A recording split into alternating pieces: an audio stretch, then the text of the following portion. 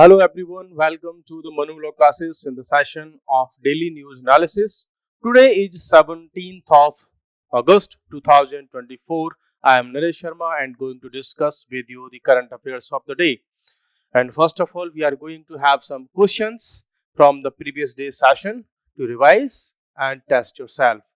What is Nankai Trough recently seen in news? ये जो ननकाई ट्रॉफ है ये क्या है? अभी इसको हमने रिसेंटली न्यूज में देखा था। तो it is a place where mega earthquake may occur. Recently Japan ने इसको लेकर के एक अपनी एडवाइजरी और एक कुछ प्रेडिक्शंस उन्होंने इश्यू किए थे कि आने वाले टाइम में एक बड़ा ही मींस अर्थक्वेक और आने वाले टाइम में बड़े लेवल की हाई लेवल की सुनामी आ सकती है। इसलिए ये जो ननकाई ट्रॉफ वाला जो रीजन है एक सबडक्शन जोन में आता है और ये न्यूज में रहा। What is the primary geological feature of the Nankai trough? तो इसका क्या फीचर है? सो ये एक सबडक्शन जोन में आता है, यही इसका मेन फीचर है। दैट्स वाई इस रीजन में बहुत सारे भूकंप, अर्थक्वेक्स और सुनामीज आती रहती हैं। नेक्स्ट क्वेश्चन हमारे पास में है, how many earthquakes does Japan experience annually? So अगर हम बात करें कि एनुअली जापान में लगभग कितने अर्थक्वेक आते हैं, एवरी ईयर की यहाँ पे बात हो रही है। तो देखो, जापान एक ऐसा कंट्री है कि जहां पर अराउंड 1500 अर्थक्वेक एवरी ईयर आते हैं और उसकी वजह से उन्होंने आर्किटेक्चर में इतना सारा डेवलपमेंट किया है, इतना R&D किया है कि उन्होंने अर्थक्वेक प्रोन बिल्डिंग्स भी बनाने में एक बड़े लेवल का एक्सपर्टीज उन्होंने अचीव कर लिया है।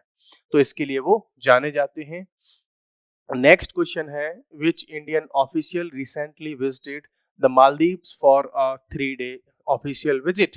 सो रिसेंटली हमारे जो एस जयशंकर सर हैं, एक्सटर्नल अफेयर्स मिनिस्टर, वो मालदीव्स की विजिट पर गए थे, इसलिए ये न्यूज में रहा।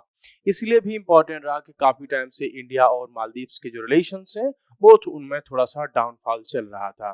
सो दैट्स वाई इंडिया के जो एक्सटर्नल अफेयर्स मिनिस्टर हैं उनकी ये जो मालदीव की विजिट है, इससे लगता है कि थोड़ा सा इंडिया और मालदीव्स के रिलेशंस में पॉजिटिविटी आएगी। Next question, what does UPI stand for in the context of the MOU signed between India and Maldives? India और मालदीव्स के बीच में एक MOU साइन हुआ है यूपीआई को लेकर के। तो आई होप सब जानते होंगे कि यूपीआई क्या है, यूनिफाइड पेमेंट्स इंटरफेस, और इसी को हम इंडिया जो है, इंडिया की जो टेक्नोलॉजी है, इंडिया का जो जितना सिस्टम है, इसको मालदीव में भी लॉन्च किया जाएगा। Next question, what role does the Maldives play in India's external trade? तो इंडिया के एक्सटर्नल ट्रेड में मालदीव्स का क्या रोल है? सो उसके हम बेसिक रोल की बात करें तो ये एक टोल गेट की तरह वर्क करता है। मींस यहीं से सारा का सारा हमारा ट्रेड जो है रन करता है। Half of India's external trade इसी मालदीव्स के पास वाले रीजन से जो शिप्स होते हैं वो मूव करते हैं।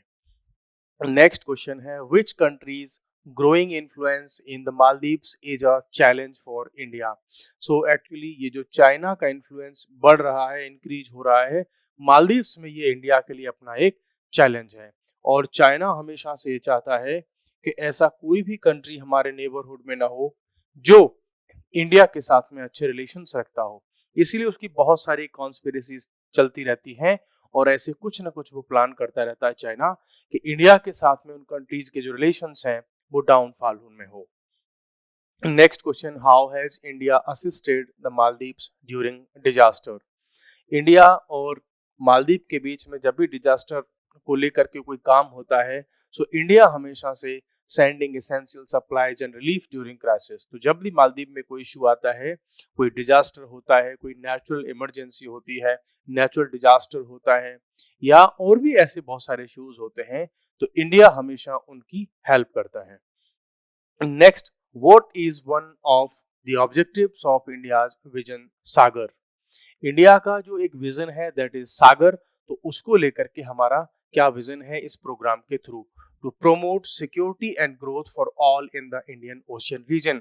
सो जो इंडियन ओशियन का रीजन है, उस सारे के सारे रीजन में इंडिया चाहता है कि पीस हो, सिक्योरिटी हो, और वहां पर ओपन और जो रूट्स हों वो ओपन हो, लॉ के अकॉर्डिंग हो, बहुत अच्छे से वहां पर इजी मूवमेंट हो ट्रेड का। सो यही हमारा जो सागर जो इनिशिएटिव है इसको हमने लॉन्च किया था इन सारे के सारे फैक्टर्स के लिए। टुडेज करंट अफेयर्स की अब हम बात करते हैं। So secular civil code, uniform civil code UCC. Actually अभी जो प्राइम मिनिस्टर सर की स्पीच थी उन्होंने इस पर सेक्युलर सिविल कोड पर बात की। सो सबसे पहले मैं आपसे बताता हूँ कि एक्चुअली में देखो जब भी बात होती थी यूसीसी की तो यूनिफॉर्म सिविल कोड की यहाँ पे बात होती थी। यूनिफॉर्म में जो वर्ड है वो यूज हो रहा है यूनिफॉर्म। इट मींस इसमें कहीं ना कहीं बात हो रही है कि सबके लिए जो सिविल कोड हो वो एक जैसा हो, सबके लिए सेम हो। जब सबके लिए आप सेम लॉ की बात करोगे, सिविल जो है इंटरवेंशन अगर सिविल लेवल पर करोगे तो उसमें यूनिफॉर्मिटी की जब भी आप बात करोगे तो कुछ लोग हमेशा से इसमें ये कहेंगे कि सबके लिए सेम लॉ क्यों होना चाहिए, सबके अपने अपने रिलीजन्स हैं। इसीलिए यहाँ पर एक वर्ड यूज किया गया है कि सेक्युलर सिविल कोड मीन्स कोई किसी भी रिलीजन को प्रैक्टिस करता हो, किसी भी रिलीजन में उसका बिलीफ हो, उनकी रिलीजियस बुक्स कुछ भी कहती हो, लेकिन जो लॉ होगा वो सेक्युलर होगा। मींस धर्म को देख करके लॉ नहीं होगा।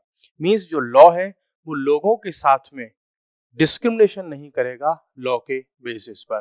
तो सेक्युलर जो सिविल कोड है इसकी बात प्राइम मिनिस्टर सर ने इसको रेज किया है।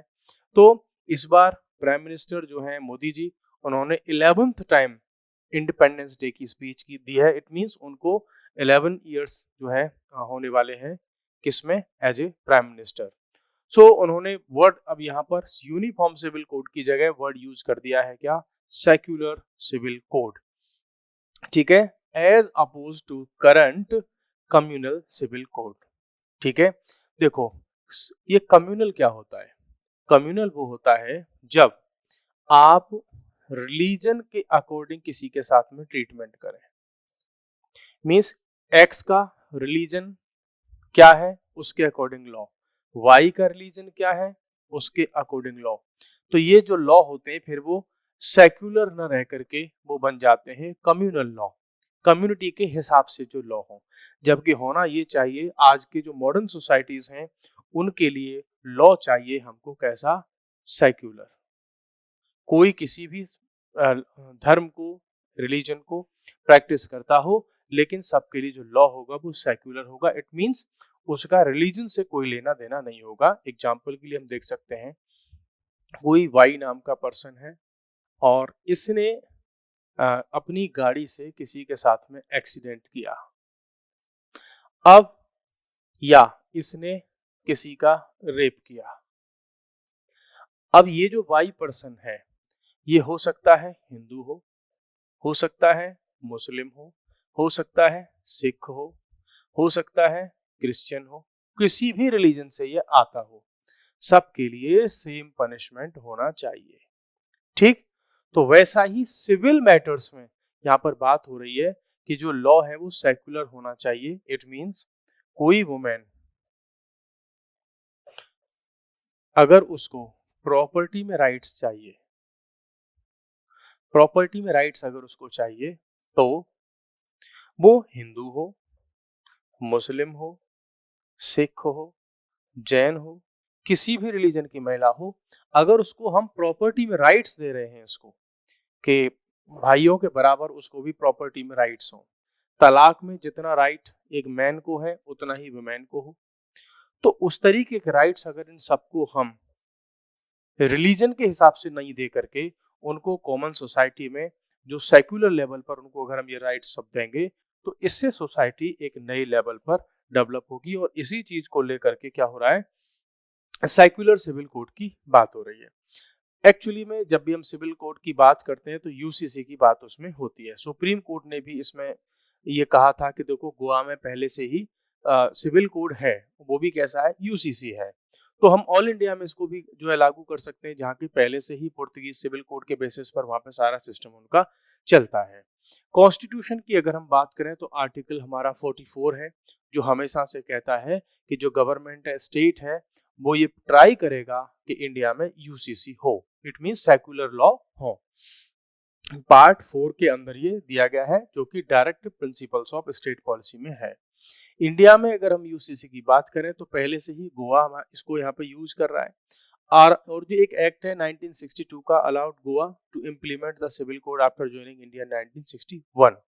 मींस 1961 में जब गोवा इंडिया में ऐड हुआ फॉर्मली, तब वहां का एक एक्ट था, उसने भी कहा other states Gujarat, Madhya Pradesh, Assam have shown interest but none have officially adopted a UCC. इन्होंने भी इंटरेस्ट शो किया है कि हम भी अपने यहाँ पर सेक्युलर लॉ लेकर के आएंगे। उत्तराखंड तो उसको जो है अपने उसमें लेजिस्लेटिव असेंबली में लेके भी आ चुका है और जल्दी ही वो उसको प्रैक्टिकली इम्प्लीमेंटेशन में भी ले आएंगे। अगर हम इस यूसीसी, अब इसको यूसीसी ना करके आप ये कहो कि सेक्युलर सिविल कोड, एससीसी कह सकते हैं हम इसको, कि सेक्युलर सिविल कोड अगर हम लेकर के आएंगे, सिविल लॉ अगर लेकर के आएंगे, क्या उसके बेनिफिट्स होंगे? यूनिफॉर्मिटी इन गवर्नेंस, मींस कोई किसी भी रिलीजन का हो, जब जज के पास जाएंगे, पुलिस के पास जाएंगे या सिविल मैटर्स में जो भी आप जाएंगे, तो अब वहां आपसे ये नहीं पूछा जाएगा किस धर्म के हो आप, सबके लिए सेम लॉ होगा। तो उनको जस्टिस भी बड़ी आसानी से हो जाएगा, थोड़ी स्पीड इंक्रीज हो जाएगी कि फिर उसको ये नहीं करना पड़ेगा कि अरे ये हिंदू है कि मुस्लिम है कि जैन है, सिख ईसाई किस रिलीजन के हैं, तो इनको तो प्रॉपर्टी में इतना राइट मिलेगा। जब लॉ के अंदर पढ़ते हैं, ये जो फैमिली लॉ वाला पोर्शन पढ़ते हैं, उसमें प्रॉपर्टी का डिवीजन वाली जब हम बात करते हैं, तो उसमें बहुत सारा उल्टा पुल्टा सब दिया हुआ है। क्यों? क्योंकि इस्लाम में कुछ और दिया गया है, हिंदूज में कुछ और दिया गया है कि किसको कितना राइट मिलेगा, बेटी को कितना मिलेगा, वाइफ को कितना मिलेगा, नाती को कितना मिलेगा। उसके चक्कर में बहुत सारा उसमें हौच पौच हो रखा है। वुमेन्स राइट्स की अगर हम बात करें तो किसी भी रिलीजन की हो, सबको इक्वल राइट दे दो वेमेन को। अब चाहे उसमें हिंदू कुछ कहते हो या मुस्लिम्स कुछ कहते हो, वेमेन सबकी बराबर, सबको सेम राइट्स दे दो। क्या उसमें सेक्युलर, जब हम चीज़ों को सेक्युलरिज्म रखेंगे सेक्युलर लेवल की, तो इंडिया में उसका एक अलग ही एनवायरनमेंट क्रिएट होगा, लोग एक दूसरे से दूरियां भी नहीं बनाएंगे। नेक्स्ट, इंटरनेशनल इमेज हमारी अच्छी होगी कि इंडिया में सेक्युलर लॉज हैं। नेशनल इंटीग्रेशन होगा कि इंडिया में लोग ये नहीं सोचेंगे मैं हिंदू हूँ, मैं मुस्लिम, सिख, जैन, ईसाई में कौन हूँ, बस हम इंडियंस हैं, सबके लिए सेम लॉ है। ये भी बेनिफिट होगा। इसके अगेंस्ट में क्या क्या हमारे पास में आर्ग्यूमेंट्स आते हैं? एक आर्ग्यूमेंट आता है कि प्लुरलिटी ऑफ लॉज। यार पहले से ही बहुत सारे लॉज बने हुए हैं, सबके रिलीजियस अपने जो प्रैक्टिसेस हैं उनमें चेंज करना पड़ेगा, तो लोग विरोध करेंगे, इम्प्लीमेंटेशन में दिक्कतें आएंगी क्योंकि लोग उतनी आसानी से मानेंगे नहीं। दूसरी बात होती है ट्राइबल एंड रिलीजियस प्रैक्टिसेस। बहुत सारी ट्राइबल सोसाइटीज में, रिलीजन्स में अलग अलग तरह के कॉन्सेप्ट हैं, उनको कैसे हम डील करेंगे। कॉन्स्टिट्यूशनल कंसर्न्स हैं हमारे कि भाई कॉन्स्टिट्यूशन भी तो हमको राइट देता है कि हम अपने रिलीजन को फॉलो कर सकें, प्रैक्टिस कर सकें। तो इसकी भी दिक्कत आएगी, लोग कहेंगे कि भाई आप हमारे पर्सनल मैटर्स में घुस रहे हो, जबकि फैमिली का मैटर, सिविल मैटर और रिलीजन ये अलग अलग भी देखते हैं इसको कुछ लोग ये कहते हैं कि नहीं एक ही बात है। फिर है आपका लॉ कमीशन ने क्या कहा था इस पर? लॉ कमीशन ने यह कहा था कि अचानक से एक बड़ा रिफॉर्म करने की बजाय हम थोड़ा थोड़ा करके इसको रिफॉर्म कर सकते हैं, तो ये आया। बाकी हमारे पास में इसका वे फॉरवर्ड क्या है? तो वे फॉरवर्ड है कि देखो सारी एजेंसीज, जितने लोग हैं, पॉपुलेशन है, एकेडमिशियंस हैं, स्कॉलर्स हैं, उनके साथ में डिस्कशन हो और तब जाकर के हम इस पर धीरे धीरे रिफॉर्म्स लेकर के आए। ये हमारा एक आर्टिकल रहा। नेक्स्ट आर्टिकल की हम बात करते हैं कि reform in United nation security council. क्या इसमें कंटेक्स्ट क्या है कि रिसेंटली जो G4 नेशंस हैं, G4 नेशंस क्या, अच्छा मैं आपसे क्वेश्चन पूछ लेता हूं कि G4 जो नेशंस हैं उनको आप लर्न कर सकते हैं कि नहीं, उनके नेम आपको पता है कि नहीं? ये क्वेश्चन आने के चांसेस है। क्यों? क्योंकि रिसेंट टाइम्स में जो G4 ग्रुप है ये बहुत ही ज्यादा जो है पॉपुलर हो गया है, फेमस हो गया है। इन्होंने बहुत सारे इश्यूज को रेज किया है यूनाइटेड नेशन सिक्योरिटी काउंसिल में रिफॉर्म्स के लिए। सो क्या मांगते हैं कि भाई यूनाइटेड नेशन सिक्योरिटी काउंसिल में हमको चाहिए क्या? रिफॉर्म्स। क्यों चाहिए, क्या उसकी नीड क्या है उन रिफॉर्म्स की? तो पहले कहते हैं कि देखो रिप्रेजेंटेशन का मैटर है। मींस जब से इस यूएनएससी को बनाया गया तब से लेकर इसमें जो लोग पहले रिप्रेजेंटेशन दे रहे थे परमानेंट सीट्स में, आज भी वही है। जैसे ये कहते हैं कि देखो अफ्रीका से कोई कंट्री नहीं है, लैटिन अमेरिका से कोई नेशन नहीं है, कैरिबियन कंट्री से कोई नेशन नहीं है, एशिया पैसिफिक वाला रीजन है उसे कोई नेशन नहीं है। तो जो 5 पावर्स पहले से जिसको P5 बोलते हैं, उन्होंने ही यूनाइटेड नेशन सिक्योरिटी काउंसिल की 5 सीटों पर जो है अपना होल्ड रखे हुए हैं। दूसरी बात करें कि हिस्टोरिकल इम्बैलेंस, भाई जब तक रिप्रेजेंटेशन सबको सारे कंट्रीज को सेम नहीं होगा, मींस हम ये कह सकते हैं कि सारे रीजन्स को अगर बैलेंस नहीं होगा तो उसके प्रॉब्लम्स में हमको सॉल्यूशन में भी इम्बैलेंस दिखाई पड़ेगा। क्यों? क्योंकि जो पावरफुल कंट्रीज हैं, परमानेंट मेंबर्स हैं, वो हमने हमेशा अपनी ही पसंद की पॉलिसीज को आगे जो है बढ़ाते रहते हैं। दूसरा ये कह रहे हैं कि देखो इम्बैलेंस हमको दिखने को मिल भी रहा है। एग्जाम्पल बता रहे हैं कि रिसेंट जियोपॉलिटिकल इवेंट्स की अगर हम बात करें तो जो यूएनएससी है वो कुछ बहुत ज्यादा कर नहीं पाई। क्यों? ना तो ये इजराइल और हमास वाला जो इश्यू है उसको सॉल्व करवा पाए, ना रसिया और यूक्रेन के मैटर को सॉल्व कर पाए। ठीक है, तो ऐसे बहुत सारे अफ्रीका में, बहुत सारे जो अफ्रीका कॉन्टिनेंट है उसमें कितने सारे कंट्रीज में सिविल वॉर जैसी सिचुएशन चल रही हैं, आपस में उन कंट्रीज में कितने सारे वॉर चल रहे हैं। आप बांग्लादेश में देख लीजिए, म्यांमार में देख लीजिए, तो यूएनएससी कुछ कर तो पा नहीं रही है। क्यों? जब भी कोई कंट्री एक्शन लेना चाहता है तो जो अदर कंट्री है वो अपनी वीटो पावर का यूज कर देता है, तो कुछ हो नहीं पा रहा है। फिर ये कहते हैं कि भाई जब से 1945 में इसका एस्टेब्लिशमेंट हुआ तब कुछ सिचुएशंस डिफरेंट थी, तब की सिचुएशन डिफरेंट थी। आज की सिचुएशन क्या है, जो जियोपॉलिटिकल लैंडस्केप है वो चेंज हो चुका है। लेकिन आप जब 1945 में इसको बनाया गया उसी के तरीके से आज भी आप इसको हैंडल करो। तो ये जो G4 कंट्रीज है उनका कहना है कि देखो आने वाले टाइम में हमें इसमें रिफॉर्म्स करने होंगे और इन रिफॉर्म्स के अगेंस्ट में जो कंट्रीज हैं उनको ये बात समझनी होगी। इंडिया का क्या इसमें स्टांस है? इंडिया कंसिस्टेंटली ये कहता है कि हमको परमानेंट सीट चाहिए, हम एक ग्लोबल पावर बन चुके हैं, या हम influential power in the geopolitics of the world. उसमें अगर हम बात करें तो इंडिया का काफी लेवल पर जो है एक दबदबा है, डोमिनेंस भी है बहुत सारे एरियाज में, और वर्ल्ड पर की जो वर्ल्ड का प्लेटफॉर्म है उस पर ये अपनी बात कह भी सकते हैं, लोग इनको सुनते भी हैं, कंट्रीज में भी इनका एक अच्छा खासा स्टेटस है। तो इसीलिए क्या कहता है इंडिया कि हमको चाहिए परमानेंट सीट, जैसे चाइना को है, रशिया को है, आपके यूएसए को है, ब्रिटेन को है, आपका फ्रांस को है। तो इन कंट्रीज के पास में जो परमानेंट सीट है हमको भी चाहिए, प्लस वर्ल्ड के जो अदर कंट्रीज हैं उनको भी सीट हमें देनी होगी। अब प्रोपोज्ड रिफॉर्म्स में क्या मांगते हैं कि उनको मोर पावर दीजिए, मींस जो परमानेंट सीट्स हैं उनको भी इंक्रीज करो और जो नॉन परमानेंट सीट्स हैं उनको भी इंक्रीज करो। यू नो कि यूएनएससी में टोटल अभी 15 सीट्स हैं, इन 15 में से 10 नॉन परमानेंट है और 5 सीट्स जो है परमानेंट है। तो ये कह रहे हैं कि इन सीट्स को भी इंक्रीज करो और इन सीट्स को भी इंक्रीज करो, दोनों को ही इंक्रीज हमको करना होगा। फिर ये कह रहे हैं कि अफ्रीका जो कॉन्टिनेंट है उसकी शेयरिंग इन सीट्स में इंक्रीज करो, क्योंकि इतने सारे वहां पे कंट्रीज हैं लेकिन इनका रिप्रेजेंटेशन एक भी नहीं है वहां पे परमानेंट सीट्स में। चैलेंजेस क्या क्या हैं इनकी रिफॉर्म्स में? तो यूएनएससी का जो चैलेंज है, मींस उसमें रिफॉर्म्स है, उसमें बहुत बड़ा चैलेंज क्या है कि उसके खुद के जो मेंबर्स हैं, जो परमानेंट मेंबर्स हैं, वो हमेशा से प्रॉब्लम क्रिएट करते हैं। पहला पॉइंट ये हो गया। अनदर पॉइंट क्या है कि एक है कॉफी क्लब। कॉफी क्लब ये हमेशा से अगेंस्ट में रहता है इन रिफॉर्म्स के में। क्या है ये कॉफी क्लब? कॉफी क्लब ऐसे समझो कि जो P5 कंट्रीज हैं उनके चेले हैं ये। मींस जब भी रिफॉर्म्स की बात होगी तो ये छोटे छोटे कंट्रीज हैं, अराउंड 40 कंट्रीज के आसपास है ये, 40 कंट्रीज हैं। जब भी P5 में परमानेंट मेंबर में बात आएगी कंट्रीज की तो ये छोटे छोटे से जो कंट्रीज हैं ये अगेंस्ट में खड़े हो जाते हैं। कैसे? सपोज करो इंडिया को अगर सीट मिले, है ना, तो इसमें इंडिया का स्टेटस बहुत इंक्रीज हो जाएगा। लेकिन कॉफी क्लब का मान लीजिए मेंबर कौन? पाकिस्तान। वो कभी चाहेगा कि इंडिया इसका मेंबर बने? नहीं। तो ऐसे ही जो छोटे छोटे कंट्रीज हैं, अपने ही पड़ोस के जो छोटे कंट्रीज होते हैं, चाहे वो जर्मनी के अगेंस्ट में हो, जापान के अगेंस्ट में हो, या साउथ अफ्रीका के अगेंस्ट में हो, ब्राजील के अगेंस्ट में हो, वो हमेशा से विरोध करते हैं अपने ही नेबरिंग कंट्रीज के अगेंस्ट में कि इनको परमानेंट सीट नहीं मिलनी चाहिए, और दैट इज द प्रॉब्लम। सो जो P5 हैं ये तो विरोध करते ही हैं, ये कॉफी क्लब के 40 मेंबर्स हैं, ये भी इन रिफॉर्म्स के अगेंस्ट में होते हैं, और एक्चुअल में ये एज ए पॉलिटिकल एजेंट इनको यूज किया जा रहा है। ठीक है। दूसरा ये कहते हैं कि इंटर गवर्नमेंटल निगोशिएशन।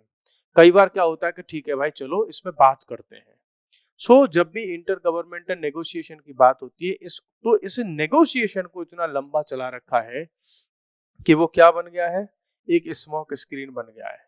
मीन्स बोला हाँ ठीक है इसके थ्रू बात करते हैं, लेकिन आज तक उसका कुछ रिजल्ट आया नहीं। तो डिस्कशन के नाम पर क्या हो रहा है, एक स्मोक स्क्रीन क्रिएट कर दी गई है और उसका कोई रिजल्ट नहीं आ रहा है। ठीक है, इंडिया की क्या प्रिपेयर्डनेस है इसको लेकर के as a current non permanent member. ठीक है, तो इंडिया इसमें काफी टाइम से मेंबरशिप अपनी लेता रहता है और इंडिया को प्रेसिडेंसी भी मिलती रहती है जब रोटेशन की बात आती है। तो इंडिया हमेशा से अपने आप को एक ग्लोबल साउथ की वॉइस भी बना हुआ है। तो बाकी तो फिर हम और ज्यादा डिटेल में भी जा सकते हैं। सो कुल मिलाकर के हम बात करें कि यूनाइटेड नेशन सिक्योरिटी काउंसिल में रिफॉर्म्स की नीड है और रिफॉर्म्स होने चाहिए। इंडिया को उसमें परमानेंट सीट मिलनी चाहिए। ठीक है, तो क्या अपने और किसी नेबरिंग कंट्री को भी ये परमानेंट सीट मिलनी चाहिए? आप बताइए, कमेंट्स में बता सकते हैं आप कि और कौन कौन से ऐसे कंट्रीज हैं जो ग्लोबल लेवल की पावर हैं और उनको भी परमानेंट सीट मिलनी चाहिए। So this was for today, we will meet again in the next session. So तब तक के लिए बाय बाय, टेक केयर।